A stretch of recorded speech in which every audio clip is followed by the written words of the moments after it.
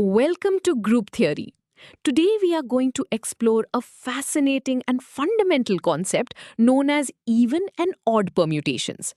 Whether you are shuffling a deck of cards, solving a Rubik's Cube, or studying the fundamental particles of the universe, the mathematics of rearranging items plays a crucial role.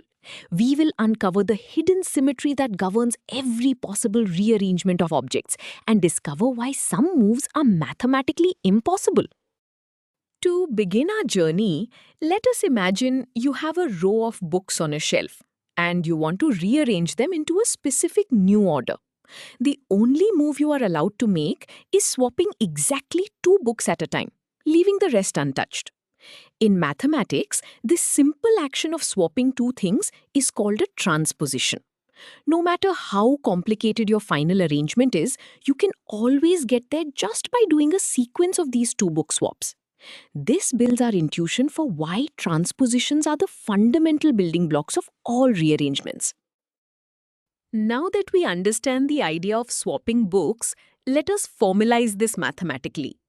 In group theory, a permutation is simply a mathematical way of rearranging a set of items. We often write these rearrangements using what we call cycles.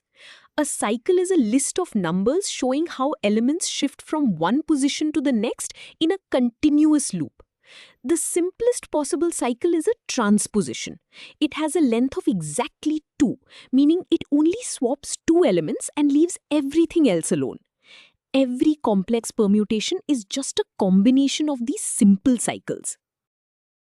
Building on the idea of transpositions, we arrive at a remarkable theorem in abstract algebra. It states that every single permutation can be expressed as a sequential combination of transpositions. This brings us to the core of our topic. An even permutation is defined as any permutation that can be broken down into an even number of transpositions. Conversely, an odd permutation is one that breaks down into an odd number of transpositions. The most crucial rule here is parity. A permutation can be even or it can be odd, but it can never be both at the same time.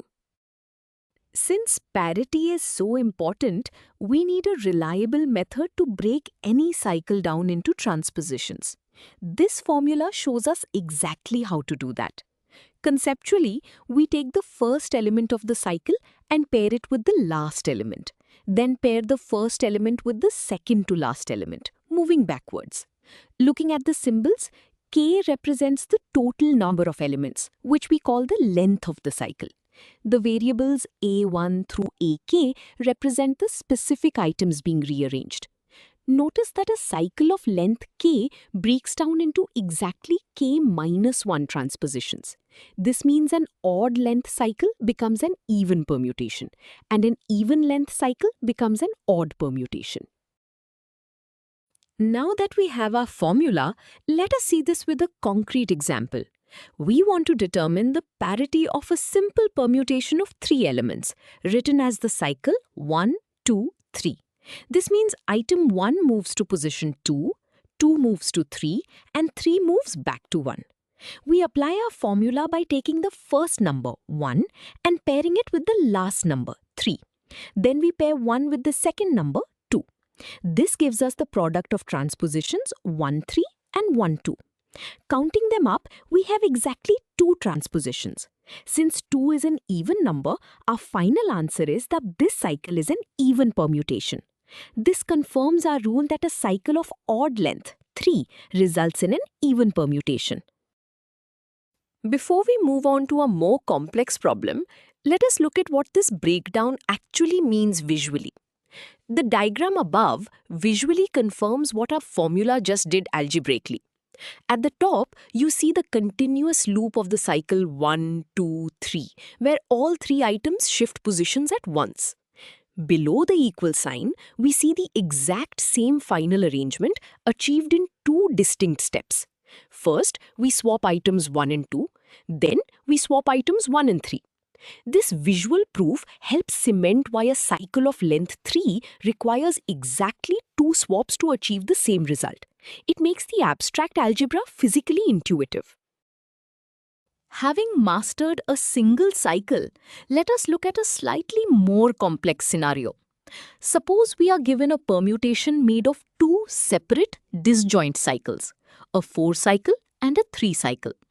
We want to find the parity of the permutation alpha. Our strategy is to break each cycle into transpositions individually. First, we apply the formula to the 4-cycle. We pair the first element 1 with the last element 2, then 1 with 5, and finally 1 with 3. This gives us 3 transpositions.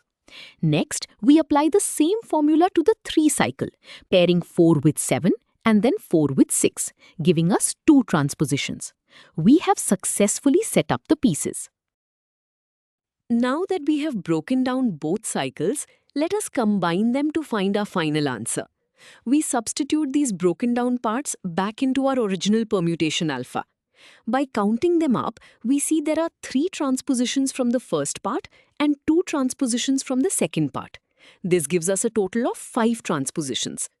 Because 5 is an odd number, the entire permutation alpha is classified as an odd permutation.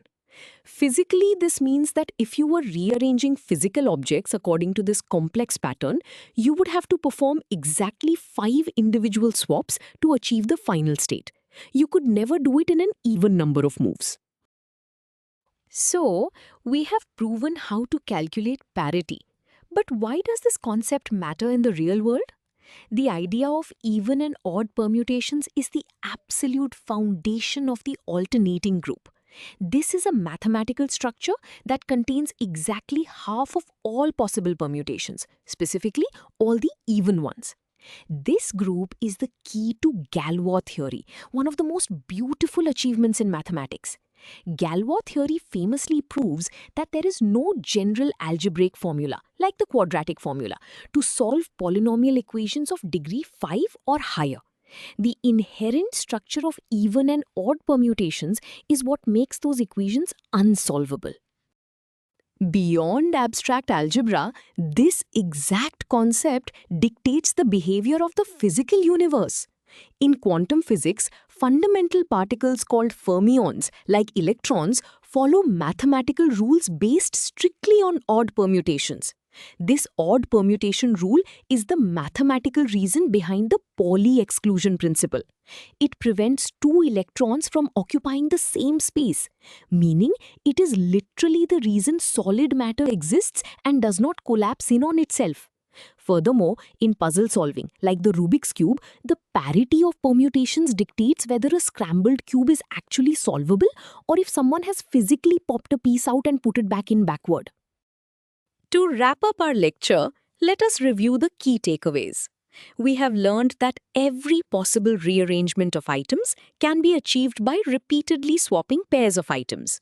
While the specific pairs you choose to swap can vary wildly, the total count of those swaps will always remain strictly even or strictly odd for any given final arrangement. We also saw that a cycle of length k always breaks down into k-1 transpositions. This unchanging property, known as parity, allows mathematicians and physicists to classify all complex movements into 2 distinct, predictable families. You now have a solid understanding of even and odd permutations.